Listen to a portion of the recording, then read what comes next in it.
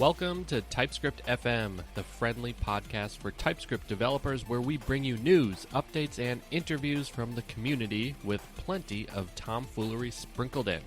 I'm your host, Kamran Ayub, and I'm joined by my co-host and best bud, Eric Onerheim. Together, we're the two TypeScript fools. Welcome to the show.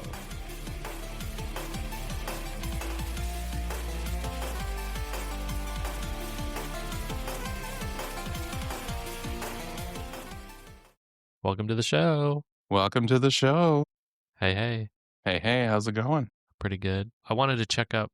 You told us that you would try out Kaggy. Is that right? Like that paid search engine? Yes. How is it? It slaps. It's so good. Oh, yeah? It's amazing how bad Google search is. Like, we've just kind of had the frog boiled on us. It's amazing how bad it is. And when you pay for search, turns out they don't need to like encrapify the search experience to make money because you're paying them. They're making money. So they can just make a good search experience. And it was awesome. So the question is, are the results better? Like, do you find yourself actually finding what you need to? For the most part, yes. So for the most part, I'm finding what I need to. There are a couple of times where I don't, and I'll just drop to Google to do a couple of those. But it's pretty rare. I think the one I heard from other people, and I don't use this one very often, is the image search isn't very good. Okay. So like if you're like, I'm looking for images like this, you know, I've heard that isn't as good, but I don't find myself doing that very often. Yeah. Most of the time I'm looking at like, I'm on Tenor looking for GIFs. So, and I'm pretty good at that. I'm not searching Google for GIFs. I'm on Tenor searching for GIFs to drop some sweet memes in Discord. Yep. Yeah, there's otherwise I have been a huge fan. Like Kaggy has been great. I don't think I'm going to stop. I think that's going to be my thing. Well, what else have you been up to? Well, I'm putting out the word. I really need a Linux time-lapse software. So people, you tell me, I'm looking for something that ideally would run on Fedora and ideally in Wayland. But I was doing this jam and I was like, it would be really cool if I had a time lapse of like the game being made. Because I think that would be really slick. So what do you want to do? You want software that's running while like during the game jam that is like taking pictures of your screen every once in a while. Yeah. Okay. To do a time lapse. Okay. Yeah, that'd be cool. Cool. Yeah, maybe it's just like a script, Linux loves their little scripties. Yeah, and I could just pull all the images into DaVinci Resolve and like then I could edit out all of the times I accidentally go onto my email. Right. So I don't like dox myself or something. Yep. But cool. Well, good luck. Yeah. The new T-Swift album slaps. I don't know if you've listened to T-Swift, but I'm addicted to this new album. So you can make fun of me in the comments. And the fate of Ophelia. Yeah, I like that one, and Opalite has been stuck in my head. I also like Wishlist a lot, and that's also a good one. Nice. Wishlist with $2 signs. I think I've only heard Fate of Ophelia because it's on the radio, and a lot of the songs on there I think are explicit, so we can't listen to them at home. Definitely not. Yeah, because my daughter's a little bit too young, but she does like Taylor Swift, so we do listen to Fate of Ophelia because she can listen to that. Yeah, a lot of the songs are definitely on the saucier end. We went camping last week. That's what I did. And at the state park, and it was a bit rainy and super windy. And so it was really a good idea that we got the camper cabin and didn't have tents because that would have been miserable. So really nice, cozy cabin. We did hiking. We hiked the the lake bluff. And then that state park also is home to Minnesota's largest cottonwood tree. It's massive. Like, it's huge. I've never seen a cottonwood that big, or really a tree that big in Minnesota. But like, you can't reach your arms around it. Like, it's huge. So we took some pictures of that. And that was a lot of fun. And then I did the hiking club trail, which was really simple, but it was like 2 miles or so. Yeah. Cool. News for the week? Yeah, news for the week of October 13th. Spooky. That's not Friday the 13th. It's Monday the 13th. Monday the 13th. Well, still unlucky. Yeah, still unlucky because Dun, dun, dun. AWS outage for all that celebrate. US East 1 was down for basically, I don't know, 14 hours Man. today. So like half the internet was down. Yeah. Well, that's news for today, which is like, I think we're recording October 20th, and it's the late evening, but like you had an outage all day. Yeah. So yeah. I'll include a CNN article that estimates the amount of money Boy. that was lost. I'm going to laugh really hard if we learn that it's like there was some co-pilot that did it. That would be great. I posted in our work Slack, it's totally not aliens, but then I put DNS in there. But I think it was maybe a DNS issue. It's always DNS, man. It's always DNS. It's DNS. Totally not DNS, but it's definitely DNS. Man. Well, for last week's news, this was maybe something that I didn't catch entirely, but was sort of big news, which is that if you remember Remix, it went through a couple different phases in its lifetime. It was initially a paid product, so you had to pay to use it, and that worked out for the team. It was able to fund V1 and stuff. And then for V2, it basically turned into React Router 7. But last week, they held a Remix Jam, and then they announced V3. And V3 is entirely different. It's not based on React anymore. It's based on Preact, which is pretty cool. I like that idea. And it's totally different. It's not React Router anymore. React Router is separate. Mm-hmm. So React Router 7's new framework mode is basically what Remix V2 was. Remix V3 is going to be rewritten, and it's going to be something totally different. I will say that is pretty confusing. Mm-hmm. Yeah, I think my hot take, and I think other people share the same hot take, is they should have just called it something else. Yeah, I think so. I'll link to the Reddit thread, and there are plenty more hot takes in there, but there's some good info too. So if you want to watch the full Remix Jam recording, it's like 4 hours long or 3.5 hours long, so it is pretty long. But the Reddit thread has some takeaways in it. There's also some shorter videos. There's a 3-minute one by Awesome Dev, and then there's a 20-minute deep dive by Maximilian Schwarzmueller on YouTube. So I really like Max's videos, so I've been meaning to watch the deeper dive.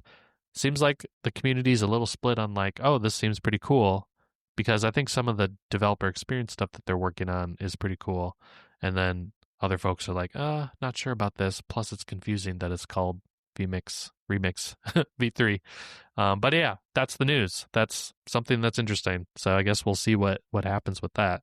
I've been a fan of Remix in the past. Like I've used it before, and I like React Router right now. That's what I use. I like that it's flexible. I like that it has React Server components now, and the design of it makes sense to me. Like it doesn't lock you in. Mm-hmm. You can like kind of pick and choose what you want to use, and then throw away the rest, which is kind of what I need. So anyway, I think I'm way behind this move to Preact too. Yeah, Preact is great. I mean, I don't know if React Router is compatible with Preact, but if it is, I probably just will switch, just because Preact is really good. And it's real fast. They have a good team behind them. It's not like tied to like Facebook or Meta. So they just have a different philosophy, and it's also built to be faster. So it's really nice. Next up, we have SpacetimeDB 1.6. Spacetime. And if you are not familiar with SpacetimeDB, it's a super slick way of doing like large scale collaboration. They originally built it as part of their MMO that they were building. And they're like, oh, wait, why don't we just like pivot and start this SpacetimeDB company? So maybe the novel thing about it is it's like, what if everyone could query a relational database and keep it all up and synced across all of your clients? Yeah. And then you have like column level and row level security so that clients can only see the data that they're supposed to see. The server can see data that it's supposed to see. And you can do all this kind of wild stuff. And then the way that they do it is that they use WebAssembly to run logic on the server. Yeah. So that's how they sandbox it. So you can write your own custom code. Previously, they had a C# SDK and I think a Rust SDK. And now in 1.6, they added beta support for TypeScript. Woohoo! Yep. TypeScript on the server. Yeah, you can write TypeScript that runs on the server. And what's also interesting is you sort of said this, but just to make it clear, what they're saying is your app server and the database are the same thing. It's like a Frankenstein monster hybrid. So you don't have like a separate app server and then a database server. You're just using TimeDB, and your clients connect directly to it, just like a backend server, because you can just put your application logic in the database. Like it can just be deployed right there. So it's pretty interesting, pretty cool, and there might be reasons why you might want to have a separate like app server, maybe, or like maybe a separate front end or something like that. Like if you want to deliver front end code, but as far as like a backend server, TimeDB is that. Yeah. So that's pretty cool. Yeah, for like your core logic, it's like probably going to live here. What's really interesting here is you can run any language as long as it's WebAssembly. So what's interesting is that they're compiling the TypeScript inside of the Spacetime CLI. So it'll bundle your application and upload it to SpacetimeDB.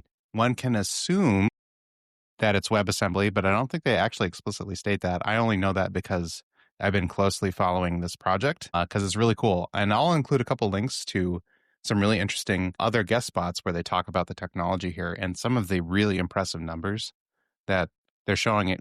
And a lot of the naysayers like, you can't possibly run an MMO on a relational database. Well, they are. It's pretty cool. That's neat. Yeah. Now they can say TypeScript in space. Script in space. That's so cool. I love that. TypeScript in space.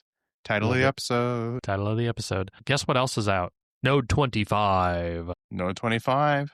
Yeah. What's big here? Remember that thing that we talked about with V8 where they did an update that made JSON stringify way faster? Yeah.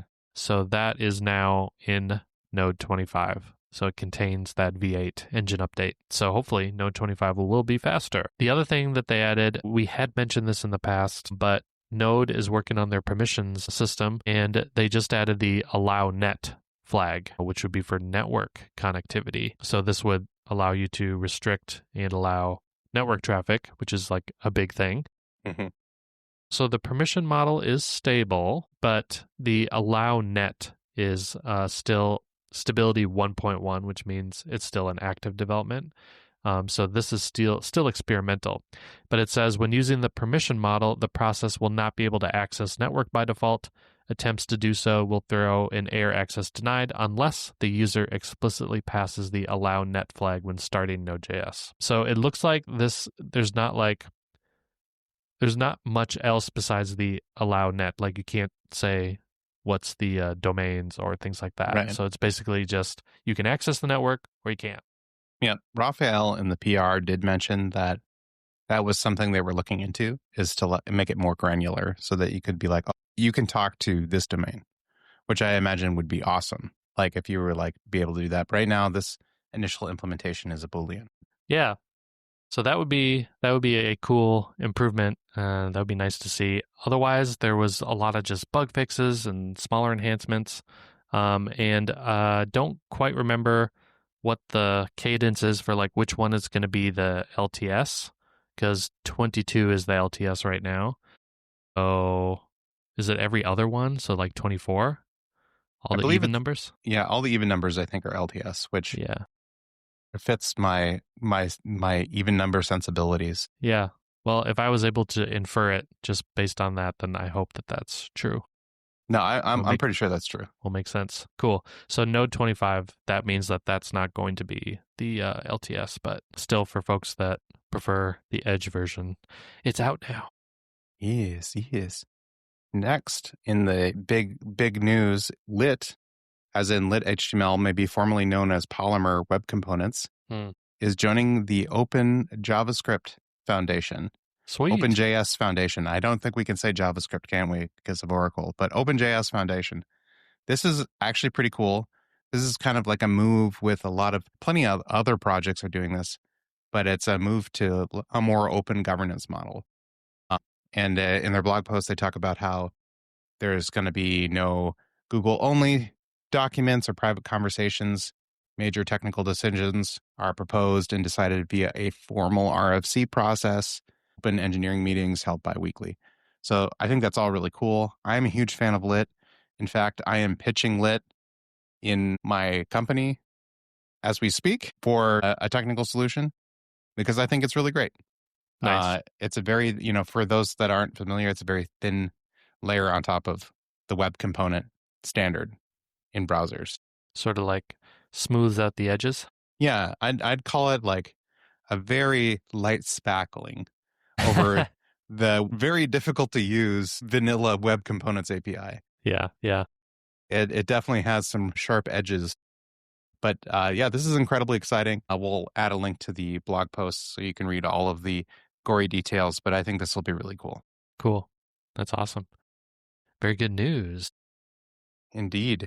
Hey, remember in the last episode we talked about Vite Plus, and we said that there was a blog post coming soon. Well, that blog post has dropped, and it has some of the details around what is Vite Plus, what's it all about, and there's still mum's the word on exact licensing and stuff, but I quote from the blog post, it says, free for individuals, open source projects, and small businesses, and startups and enterprises will have to pay.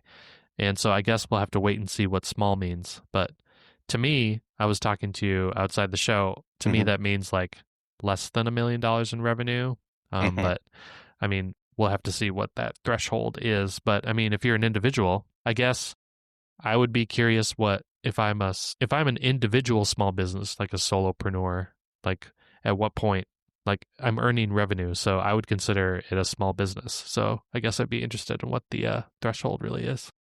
Yeah. And one thing that I thought was really interesting in this blog post is I started to kind of see the vision. Like, I won't lie, I'm a little skeptical still, but I think the vision of like, oh, this is the one thing to rule them all in like maybe a corporate enterprise setting, and then also bring all of that like monorepo type stuff and like, top down, like in our enterprise type stuff, we want to apply these rules across the org. That's starting to, okay, now I'm starting to kind of see the vision here. Yeah, so you know what it reminds me of? We have talked about this, but I think I had a brain fart on which business I was thinking about, but now I remember it was on Penpot. So Penpot is like a competitor to like Figma, and it's what I use because it's free to use for even like commercial projects if you're a small, like individual small business, because what they do is their business model, the founder gave a talk on what they decided, and the way that they have their business model set up is that they have you pay to restrict features. So basically what he was saying was that by default, like you can do whatever you want in Penpot, but what corporate users want or what companies want is they want to restrict what people can do. And so that's what you make them pay for, rather than this sort of standard, reverse. Yeah, the standard way that we think about stuff of like you should pay for like doing more stuff, like premium features. Whereas with Penpot, it actually made a lot more sense to charge businesses to add, access controls or rules around what components people can design, or, implementing design systems that restrict you to only using those designs and things like that. So this sort of reminds me of that, of like, it will give you the full tool chain. The open source version, you can do whatever you want, but Vite Plus, if you're an enterprise, you want to put controls on what people can do, and that's what we're charging you for. I think that's going to be really cool. And if they're, I don't see anything about this, and I imagine this has been conversed with given recent events, but if they like also have like an integrated security solution, that's like security is like the thing to dangle in front of enterprises to be like, oh, look, we got a security solution that'll save you $1 bajillion and not being exploited. Three magic enterprise words if you want to sell: risk, governance, and security. Yeah. If you offer those three things, certainly, you'll have an easier time with your B2B buyers. That's Yep. for sure. And we'll include a link to that blog post here. I'm starting to see the vision. I think it's still a little murky. I think they need to tighten up their pitch a little bit because it took me a long time to maybe wrap my head around the value. The value prop wasn't immediately clear. Yeah. I don't think it's as pithy as it needs to be. Sure. Yeah. Well, they're smart, so hopefully we'll do some experimentation and figure it out. Yeah. Well, I'm excited because I think this is exciting to have like one tool to use to do my stuff. I mean, they could just call it the Enterprise JavaScript toolchain, but yeah, who am I to make marketing taglines for them? What do you got in ECMAScript news? We got some light news. The TC39 Stage 3 Upsert proposal has been shipped in Firefox 144, so that's exciting. Upsert is, that pattern that you have to do with maps where you are like, does it have this key? Okay, if it doesn't have this key, set this key. Yep. Well, Upsert is like get or insert. So you can be like, does it have this key? If it doesn't, just go ahead and set it with this default. Or if it does, go ahead and set it to this new value. It kind of like short circuits that pattern that you're always doing where you're checking and then setting.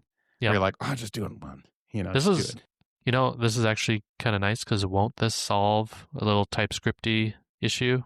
It will. Yeah. It will. You won't have to do the weird type guard shenanigans anymore. You'll just be able to do it. Perfect. Which will be nice. Well, that's good news. Good news for TS devs. The other neat thing is the TC39 Stage 2.7 import bytes proposal is now in ESBuild 0.25.11. Ooh. This lets you import raw bytes as read-only uint8 array, which is extremely useful, especially if you're like doing like any kind of like binary file processing. So you can do like things like import buffer from PNG with type bytes. And this is also now available in Deno, Bun, and Webpack. Yeah. So now that's part of ESBuild. We can use it in lots of other tools like Vite. Yeah. Well, and hopefully Rolldown will be hot on the heels of adding that. I'm sure. Yeah. That'd be sweet. So sweet. Very good for Excalibur users who need to import assets as bytes. That's right. I need to do this a lot for binary file types, like for Sprite, which is a popular pixel art tool.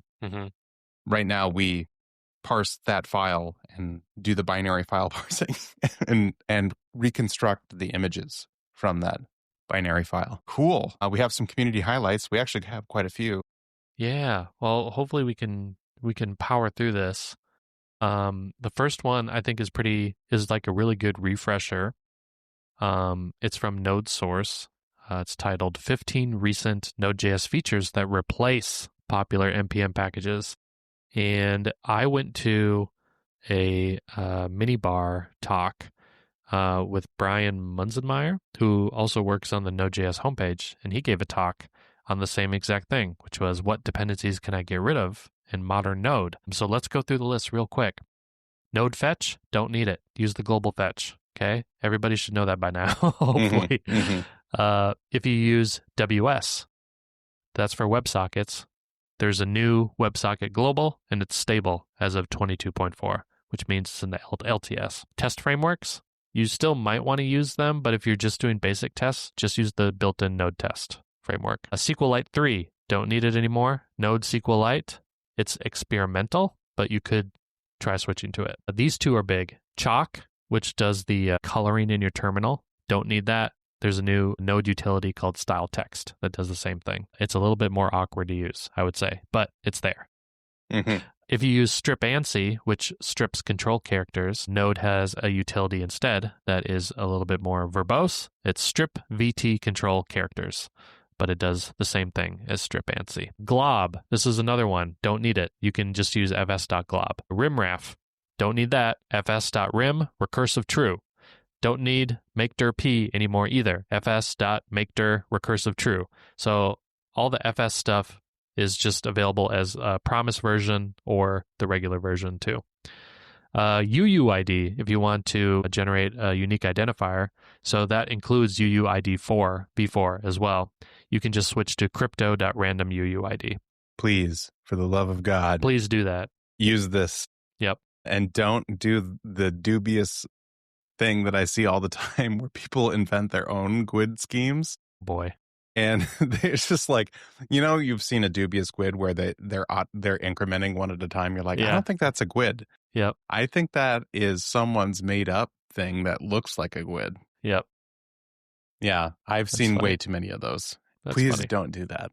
No. Please don't do that. If you deal with base64, you might have been used to using like base64.js or some other like ATOB and BTOA polyfills. You do not need that anymore. The node buffer object, which is global, has built-in base64 support. So you can use buffer.from and you can pass it a base64 string, or you can also take a buffer and do a 2-string base64 on it to get a base64 encoded. And there are technically ATOB and BTOA global functions as well, but Node says don't use them. They're deprecated. And we were Eric says, please don't use them. You will get yourself in trouble. There's a weird nuance with them. Do you remember what that weird nuance is? Yeah. So they're duals of each other. So if you know that like you used A to B to generate the string, then you can use B2A.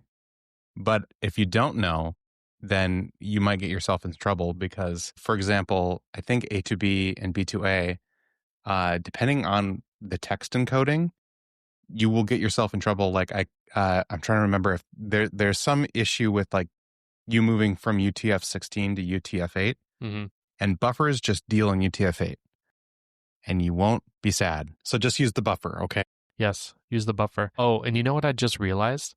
I've been saying each of the letters individually, like ATOB and BTOA, but you're like A to B and B to A. I'm like, mind blown. What the heck? Is that not how you said it? That's how you pronounce it. It's A to B and B to A. Oops. I can't believe that. It broke my brain. I for whatever reason, that did not compute. You've never said it out loud before. No. This reminds me as a great, quick aside. I had a friend who had never said the word trebuchet out loud. Trebuchet. And when you read it, it looks like tray bucket. Yes. If you were to read it like as an Anglophone, hooked on phonics, tray bucket. I have a sadder version of that. We had a roommate in college who I don't think got out very much, and he kept pronouncing chaos as chouse. Chouse. We're like, so chaosic. Pretty sure that's not right. It's chaos. You would think like if you played Sonic the Hedgehog, Chaos Emeralds and stuff, you'd know that. Kind of sounds cooler though. Yeah, sort of. Yep. But anyway, that's my little weird pronunciation today. So I guess I am the fool today. Okay, next up, URL pattern. Don't need it. It's built in now as a global. That's URL pattern. Please use that. It's still experimental, but it works. It's not just like a convenience thing. Yeah. It's also like a security thing. Yeah. Please just use URL pattern because it's going to be like, this is going to be battle tested. Mm-hmm. And you will get it wrong if you write it yourself. Yeah. At least don't write it yourself. At least use something. Just use the built-in one. Similarly, .env or .env, that was a package that was kind of like a default install for Node projects. As of 24.1, you can just pass now the --env file flag, and that is stable. If you want to load programmatically, there's also process.loadenv file and util.parsenv. So both of those you can use to programmatically load .env files. Now, if you're doing something like advanced, then maybe you still need .env, but otherwise, I've just been using the flags, and that works great. Event target shim. I've never used event target, so don't have much to say about this, but you don't need an event target shim anymore. There's already an event target global. And finally, the coup de grace. You don't need TSC anymore. Well, maybe. If you want to do anything fancy with TypeScript, you might still need TSC or another build tool. But if you want to take advantage of type stripping, it's technically experimental, but it's release candidate. So it's pretty stable now. And you still can turn on experimental transform types to use some of the transforms. But otherwise, Node's guidance in their documentation, if you want to use tsconfig, then you can use tsnode to do that. My other favorite mispronunciation The coup de grace. But yeah. The coup de I think grace. I pronounced it like that for a long time, like coupe de grace or whatever, because I didn't know French, right? I pronounce things wrong on purpose because I think they sound funny. Yeah. And then I think some people think I'm serious. You're like my grandma, but she is serious. Oh, no. Yeah. She'll say like futon, but it's not French, Nana. It's futon. But yeah, anyway. I love that. Cool. So those are 15 recent Node features. Now, one thing I will say about this blog post, I will link to it. I think that it might have been written with the help of AI, or it was just written with like a little while ago, because some of the places where it said it was experimental or unstable actually was not true when I went to go look. So in my reading of this, I've actually looked at the Node.js docs to double check when things were stable or experimental. So what I just said hopefully is all true. But if you go look at the blog post, you might need to double check what it says. Awesome. Next up, Deno had a great blog post about their other open source projects that you might not be aware of. Yeah. So if you are a person that wants to embed a JavaScript engine in your app for whatever reason, they have Rusty V8. In the past, in order to do this, you had to use the V8 kind of crufty C++ API, which is not great or fun as a person who used to do C++. So they added their own bindings in Rust. So Rusty V8 is a Rust way of interacting with V8, and they smooth over all of the sadness that you might not want to do in C++. No shame if you want to do C++, but I don't. And if you're a Rust person, this is even better. Yep. Next, they have a Deno core, which builds on top of this Rusty V8 and provides this higher level functionality, which is super cool. Like if you want to map JavaScript promises to Rust futures, which are kind of a same but different. Yep. So Deno has done all the legwork for you to embed V8 into your Rust app, which is really nice. This one caught my attention because it talks about embedding assets, but it's called SUI or SUI. It might be pronounced SUI. I don't know. But it's for embedding assets and configuration in binary executables for extraction later. So you've got a bunch of blob assets. This puts it into your binary so that you just have the one file that you are distributing. You don't have like a whole bunch of other files and stuff. And then you can extract it. A directory full of junk. Yeah. And it works on Linux using ELF. Windows executables are, PEs? I forget what they actually stand for. It's something executable. And then macOS has the Macho format. So it works on all of those. Cool. Very nice. So yeah, I don't know. Maybe that will be in the future of Excalibur for distributing binaries and packaging all your assets together. I think one of our contributors has messed around using this. Nice. To do some TypeScript games using Deno. Lovely. So anyway, we'll link to the blog post and you can check out some of their other stuff because there's a long list. Cool. We have some library watches. What did you see? Well, this one made me giggle. It's called SnoopLogg. And they just came out with version 6.0.4. With 2 Gs, I will say. Yeah. SnoopLogg with 2 Gs. And I'll just read the byline because it made me cackle. But SnoopLogg is a lightweight, zero-dependency debug logging library for Node, Bun, and Deno.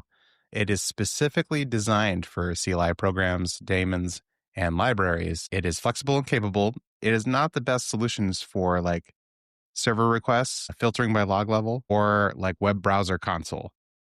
But for CLI apps and libraries, SnoopLogg is the shiz. And that's a direct quote. Nice. I love it. So that made me cackle, and that was from chrisbarber.dev on Blue Sky. Perfect. That's super nice. Yeah, this is great. You know, it sort of reminds me of like the structured logging library, Serolog. Yes. Can recommend structured logging. If you're not doing structured logging, look at your life, look at your choices, life choices. Yeah. Go and use structured logs. I agree. Cool. I found a cool library. This one was found on Reddit, and it's called ArchUnitTS. And the byline is that it's an architecture testing library. Specify and ensure architecture rules in your TypeScript app. So it is inspired by ArchUnit, which I would guess is Java. Don't quote me on that. But this is for TypeScript. For TypeScript projects. And the creator wrote a Medium blog post called My Side Project ArchUnitTS reached 200 stars on GitHub. And they kind of talk about where it is now because they started about a year ago. And the creator's name is Lucas, by the way, Lucas Neeson. And he said that there's now multiple maintainers. And it's also used by multiple enterprises.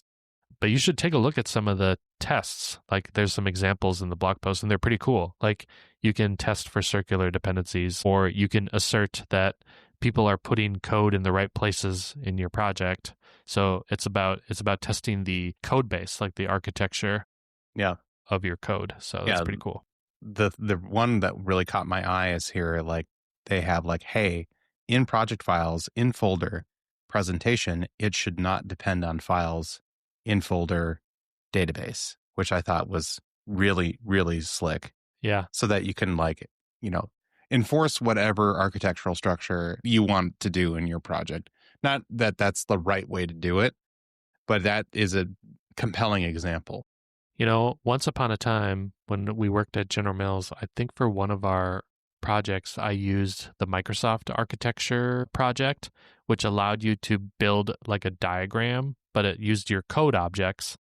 And then so you could say, this project should not depend on this project. And it would assert that that was true. So it was a very similar thing, but it was all defined in like XML and you had to like manually keep it up to date and stuff. So obviously with things like that, it just like went out of date really quick. But there's been like prior art for doing this type of thing, which is pretty cool.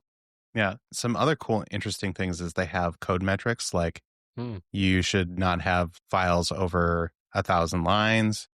You should have high class cohesion. You can count methods per class, limit statements per file. So you can do all kinds of wild stuff. That's awesome. That, depending on your personal development philosophy, you may or may not agree with, but it's a super useful tool, especially for that cohesion and coupling metric. So after I read the book, 5 Lines of Code, now I can enforce that on my entire team. Yeah. Or yourself. When you're having a bad day, a team of one. Just let me slap this code out here, okay? Yeah. That's funny. Cool. Well, that should please the folks in the TS community because we like being strict. So then we can do that with our architecture. Nice. Next up, I have OX format, which is the OXC based formatter, which is getting very close, according to Evan Yu. He claims it's 2 to 3 times faster than Biome, which is that's pretty amazing. Yep. And 45 times faster than Prettier. Mm-hmm. That's pretty huge. Yeah. Yeah, that's pretty huge. And formatters are tough because I think I was listening to a podcast with him recently and he's like, and I agree, formatters are pretty much useless unless they're done because it's hard to incrementally get value out of a formatter. Like if it's like, we only format, if statements. Yep. Okay. Well, that's not very useful. And if there's a bug, it's just incredibly infuriating. Yep. So yeah, it's really exciting to see. Yeah. Again, this is another tool in the tool chain. This will be super nice. I will be happy to switch from Prettier to Oxy format. Or sorry, Ox format. It's actually oxfmt.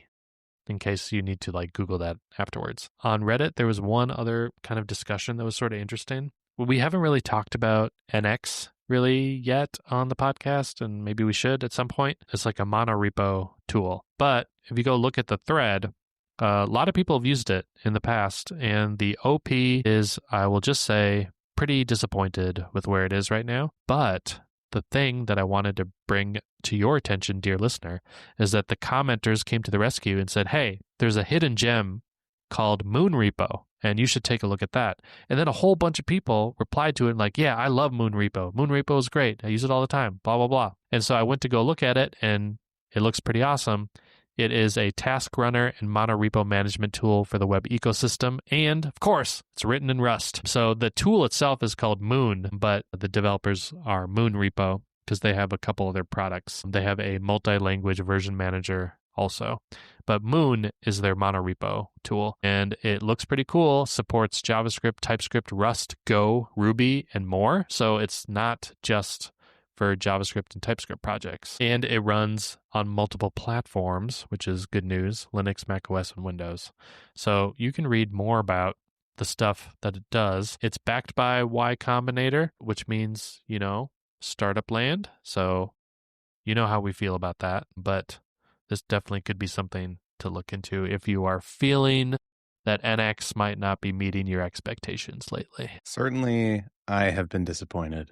And I know that might be fighting words. I'll just say it wasn't as easy as I hoped to take an NX repository I was given and just run it. Well, we like to say use what makes you happy, and I think in that case, it did not make you happy. It did not serve. Cool. But I mean, if you love NX, you should just reach out, and then we'll have you on the podcast. You can tell us how awesome it is. Next up, Type Rocks Christian is at it again with a really nice video about how to make a utility type such that you can pass objects to a function that have the exact properties that you want. Because TypeScript has structural typing, you can easily give it more properties than is it required. And this we talked about with Liren on our previous episode. It can be a security problem where you can decorate an object with extra things and lead to bugs or security issues, unexpected behavior. But in this video, he talks about how to create a utility type that'll ensure that only objects the exact specified type with no additional properties are allowed when needed. So this is a really interesting exercise in how to do these kind of types in a type system. But I definitely recommend that you take a look at his video. Now, is that type only, or does it also do a little bit of runtime magic so that you can't actually pass an object at runtime that has some more extra properties? This is a great question. This is type only. Okay. So certainly you could fool it, I think. So maybe don't rely on this for security. That was a good point. Cool. But this will do the type. So if you want to do it just, on your own code. So I wouldn't necessarily use this on untrusted objects. Yeah. Okay. Cool. Sounds good. Next is a video from WebDev Simplified, where he goes through a bunch of type challenges. And these are just kind of fun. This is kind of like I don't know what to call these. These are just like fun type puzzles. So definitely check them out. Watch WebDev Simplified struggle through them. It's fun. It's fun. These someone else can be the fool for a change. Yeah, these are fun. But he's got a 20-minute video on these type exercises, or excuse me, a 30-minute video on these type exercises, and it's just it'll either make you really glad that TypeScript can do these things, or B, make you extremely sad that TypeScript can do these things, or both. Or both. You'll be sad and glad. Love it. Fantastic. What else? Lastly, we're going to end on a funny one from Patrick DeBroy on Blue Sky, who pulled up the coding guidelines for the TypeScript repo. And it's very humorous. It says, stop reading immediately. This page probably does not pertain to you. This is for contributors to TypeScript. This is not for the TypeScript community. These are not meant for you. This is for us. And then later on in the thread, it's there's an interesting diff, and it's Daniel Rosenwasser progressively getting more agitated. And then there's a really funny XKCD of please do not open bugs against this. So nice. It was very funny. It made me cackle. So I thought that was good. Don't read the TypeScript repo contributor guidelines and take them as here's how we should write TypeScript in our project. No, because remember we talked about var and how it's all over the place in the code base. Don't do that. Don't do it. No, they do things for reasons that are perhaps inscrutable, but a lot of the times they do them because of performance. And in order to write things that are performant, a lot of times you have to commit some sins. That's right. Okay. How about some cool links? Yeah, I have a few. I think I'll just drop them really quick. ViteConf Alexander Lichter has a video on Rolldown and how they get Vite bundles at the speed of Rust, Love which it. I think is an incredible video that you should watch. Alexander is very smart. Next up, I have a video from Ryan Carinato, who is the guy behind Solid.js. He has a video about Beyond Signals. Nice. Check that out if you're at all interested in signals and some of that reactive programming patterns. That's some good tension building because I already know that signals are pretty awesome. And so if you're talking what's beyond signals, now you got me interested. Yeah, check it out. I have another great post from Stefan Udis, I think, or Judas, about how to use AbortController, which it's been around for a little while, but if you didn't know, you can now cancel things in JavaScript using abort controllers. Yeah. Pretty cool. Yes. Before you couldn't. You just had to deal. Mm-hmm. Things would happen, they would finish. You would just have to deal with that happening. Yep. You're gonna wait for these promises. You're gonna fetch and it'll happen. Uh-huh. You cannot cancel that fetch. It'll happen.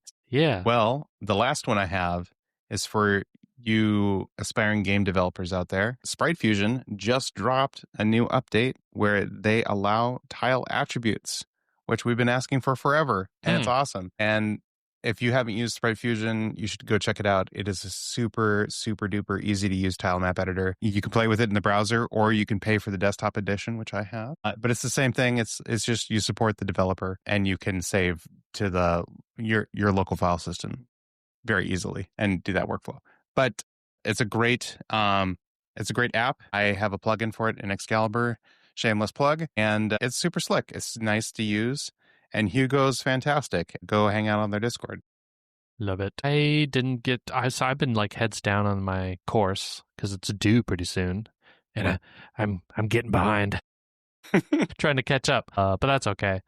But I did get the latest edition of Fine Home Building magazine, and I love getting that magazine. I basically just read it as soon as it comes. But sometimes I take note on some of the like tech and like products they showcase.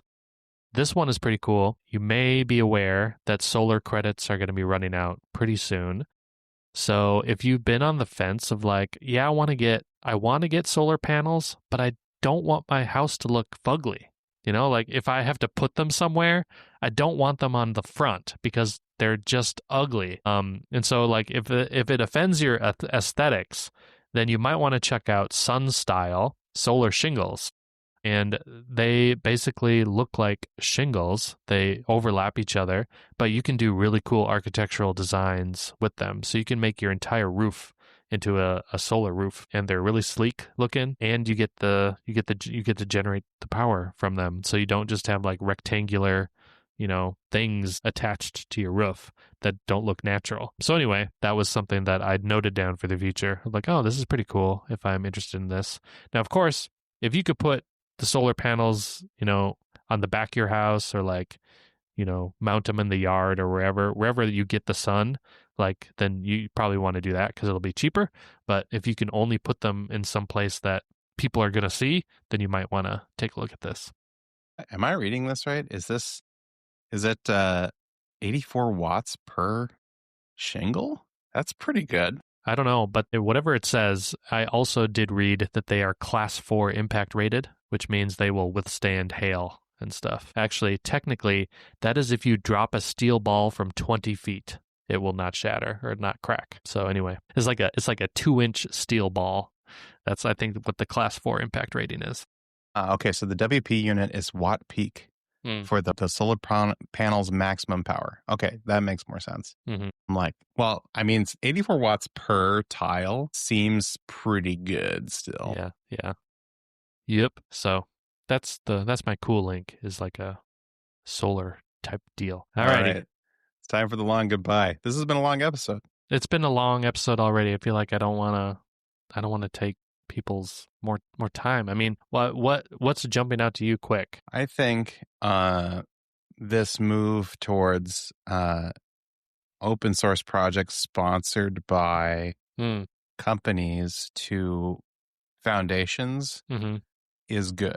Yeah, that's because good. I think a lot of people, rightly so, are pretty skittish of these, 100,000-pound gorilla companies, dropping dropping the hammer on people or dropping support. So the risk here is that it becomes abandonware. It's like, we're offloading this onto a foundation. We're not going to think about it ever again. Mm-hmm. That is the risk, certainly. But I'm optimistic with Lit, especially. And then with, what was the other one that recently, I just talked about it earlier in the episode and I totally spaced. React, that's what I was thinking of. Oh, okay. Yeah, React is moving to its own foundation. Yes. So we talked about that in the last episode. Yes. So React Foundation now. I think there's like a point at which that starts to make sense, right? Like when you reach an adoption point in the curve or whatever, like at a certain point, then it would make sense to open that governance up. Like I think that there's value in having the one company sponsor and work on it to get it to the point of adoption. Like maybe it's the crossing the chasm type deal. Like once it's crossed the chasm, then maybe it's time, it's like mature enough where we might need to start thinking about governance more. But up to that point, the only entity that has the motivation to keep working on it is that company, right? So like that's what happened with Node for a long time, right? Mm-hmm. And then the Node.js Foundation and then the technical steering committee was born. But for a long time, to get Node to be adopted, that was just like one company or whatever it was. Mm-hmm. So similarly, Meta working on React, getting it to, version 18, version 19, where it's essentially stable. Like it's not really, like the fundamental architecture is not really going to change now. Like at that point, it's mature enough where, and if you put this on a Wardley map, it's where that boundary is from product rental to industrialization or commoditization. Mm-hmm. So it's like that inertia to move over to the industrialization is more of like a committee based type governance model. Anyway, that's kind of what it makes me what I think of. I mean, and this is the things that you think about too with like programming languages after they hit a certain like critical mass. Like this seems to be, something that happens, either there's a standards body or a foundation that takes up the mantle. Yep. Well, we've got W3C. We've got all the working groups for all those technologies. There's obviously, what am I thinking of? Oh, ECMAScript body, right? Yep. For JavaScript and stuff. So. Yeah. And, the cynic in me is like, this is just companies trying to save money by offloading it onto, some charity organization so they don't have to pay for the development anymore. But on the flip side of that coin, the optimist in me is like, well, this is actually like public good. The public can now contribute to this in theory. Yeah. Yet to be seen how the governance of the React Foundation is going to be and how the governance of the OpenJS Lit project is going to be. But I'm optimistic there. Yeah.